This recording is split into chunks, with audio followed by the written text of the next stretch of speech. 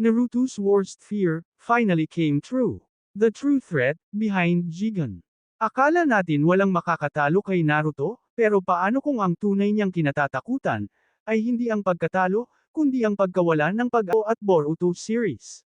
Paano nabago ni Jigen ang buong power scaling ng Naruto universe? Bakit naging malaking turning point ang laban na ito? Sa video na, kung mahilig ka sa anime analysis at theories sa Tagalog, huwag kalimutang mag-like, mag-subscribe, at i-share ang video.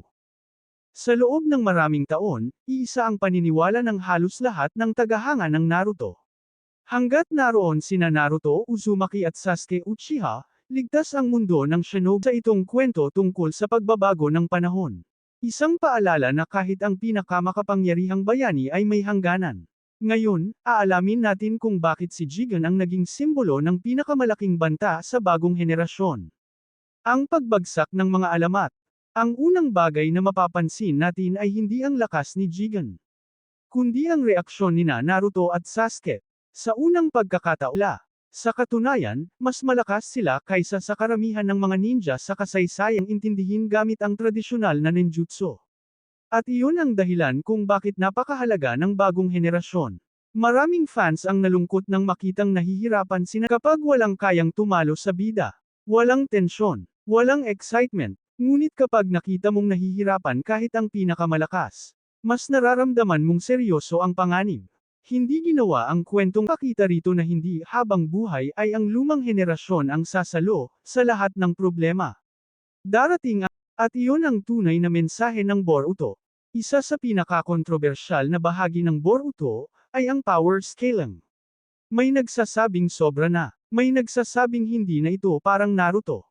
Pero kung susuriin, natural lamang ito, dahil ang kwento ay tungkol sa pagharap sa mas malaking banta, habang lumala hindi lang para magmukhang nakakatakot. Isa itong representasyon ng kapangyarihang hindi kayang kontrolin ng ordinaryong tao. Samantala, ang pagod na mukha ni Naruto, ay simbolo ng isang bayani, na handa pa ring lumaban kahit alam niya shinobi. At dito naging napakalalim ang kwento. Hindi ito tungkol sa kung sino ang pinakamalakas, kundi tungkol sa kung sino ang handang magsakripisyo, para sa kinabukasan.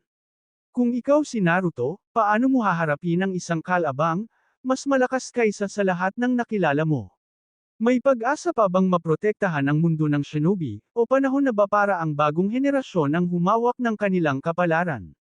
E-comment ang opinyon mo sa ibaba.